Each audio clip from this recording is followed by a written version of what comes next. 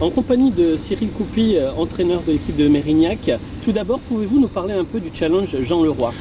Challenge Jean Leroy, c'est ce qu'on peut décrire comme étant la compétition nationale des sports-études, anciennement des sports-études, qui est maintenant la section sportive second cycle. Voilà, c'est la 23e édition, c'est une épreuve qui rassemble une quarantaine de sections sur le territoire, avec 3 tours éliminatoires. Donc un premier tour qu'on est en train de vivre actuellement à Mérignac, un second tour qui rassemblera plus que 16 équipes. Et sur ces 16 équipes, il y aura un dernier carré qui se retrouvera à Clairefontaine pour un titre et une qualification ensuite sur un championnat de France aussi UNSS.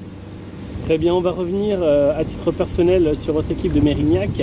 Hier, cette défaite au pénalty contre Lorient, vous pensez que vous méritiez mieux? On mérite toujours mieux, effectivement, mais après,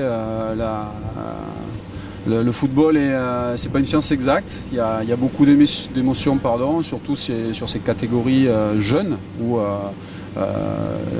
il y a à gérer un scénario du match qui nous a été un petit peu contraire hier, puisqu'on mène de faux scores, on est rattrapé, on a un petit peu de chance puisqu'on peut perdre le match sur un penalty qui trouve la barre quasiment dans les arrêts de jeu. Et ensuite, on est sur une dynamique qui n'est pas très positive finalement dans l'émotion pour s'engager sur ces tirs au but.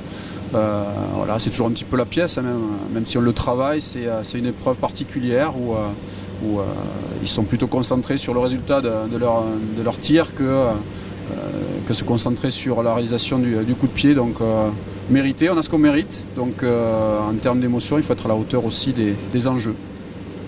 Ce matin contre Toulouse, c'est une victoire. Est-ce que c'est de bon augure pour la suite? Ça donne confiance? Oui, c'est très bon augure dans la mesure où hier nous étions en difficulté sur un premier match qui en général lance un tournoi. On veut bien démarrer pour lancer une dynamique positive. Donc il y avait une réaction nécessaire, attendue de tous. Le groupe montre une certaine maturité. Donc ils ont été en capacité de montrer leurs ressources et de réagir en gagnant. De belle manière d'ailleurs, puisque on marque dans le jeu, sur un coup de pied arrêté dans le jeu, donc c'est de bon augure pour la suite, bien sûr, puisqu'on reste engagé sur une qualification qui est l'objectif numéro 1. Et ça nous met dans disposition en termes de jeu, de dynamique, de confiance, forcément positif pour jouer Vannes cet après-midi.